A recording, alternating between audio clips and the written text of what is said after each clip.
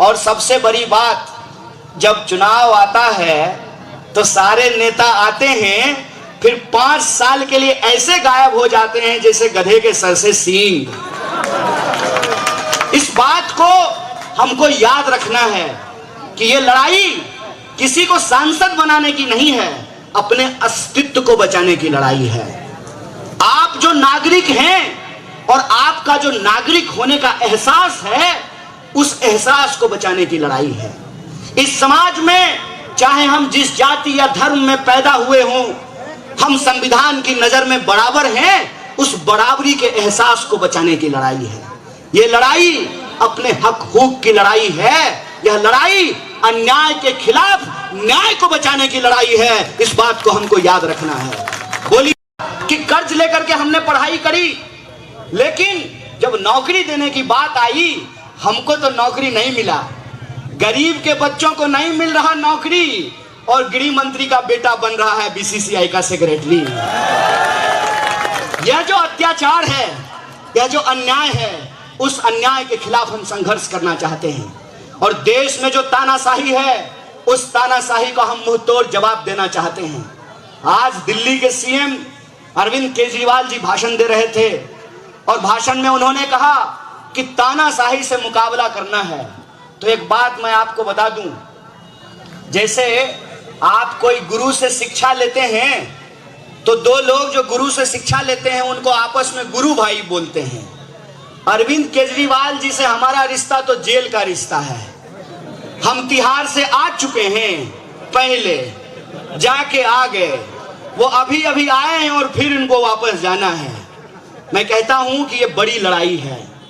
यह लड़ाई पार्षदी का नहीं है, यह लड़ाई विधायकी की नहीं है, यह लड़ाई देश बचाने की लड़ाई है। और सब कुछ भूल करके हमको इसके लिए एकजुट रहना है, क्योंकि संविधान बचेगा, लोकतंत्र बचेगा, चुनाव होगा तो हम भी बचेंगे। यह बात हमको याद रखना है। इसीलिए आप सबसे मैं आग्रह करना चाहता हूं कि इस बार के चुनाव में हमको दल नहीं देखना है। और जहां तक इस उत्तर पूर्वी क्षेत्र में होने वाले चुनाव का सवाल है, तो आप सब जानते हैं कि दिल्ली में इंडिया अलायंस बना है, और इंडिया अलायंस बनने के चलते इस बार हाथ में झाड़ू है। हाथ में झाड़ू कहने का मतलब कि 7 सीट है दिल्ली में, 4 सीट पर झाड़ू का निशान है और 3 सीट पर हाथ का निशान है।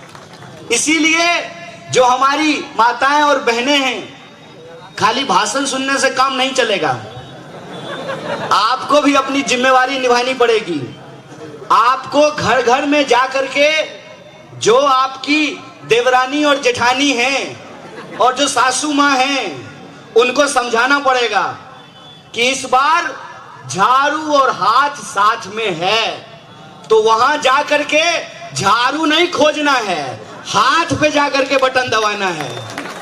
और यही बात नौजवानों को भी करनी है, यही बात बुजुर्गों को भी करनी है कि हम जहां भी जाएं वहां लोगों को बताएं कि 4 सीट पर झाड़ू है और 3 सीट पर हाथ है। और उत्तर पूर्वी दिल्ली में हाथ का निशान इस बार 2 नंबर पर है। कितने नंबर पर है? और ये किसका निशान है? ये जीत का निशान है। इसीलिए मैं कहता हूं कि इस बार सारा ग्रह, नक्षत्र और दिशाएं यह कह रही हैं कि जितना तुमको जोर लगाना है लगा लो। हम लोग यूनिवर्सिटी में एक बात कहा करते थे कि जुल्मी जब जब जुल्म करेगा, झूठ के हथियारों से चप्पा चप्पा गूंज उठेगा इनकलाब के नारों से।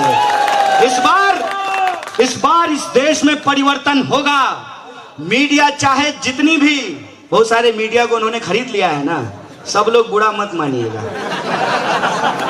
हम सब लोगों के खिलाफ नहीं बोल रहे हैं। लेकिन जो अरबपति मालिक लोग हैं, वो आपका मुद्दा नहीं उठाता है ना। आपका मुद्दा कभी उठाता है? पूरी की पूरी इनकी जमात को पानी पिलानी है। और मैं जवान आदमी हूँ। मोदी जी एक भाषण दे रहे थे, और भाषण में प्रधानमंत्री जी ने कहा कि 70 साल के बुजुर्गों को उनका ये बेटा, ये सुन करके भी मुझे हंसी आ गई।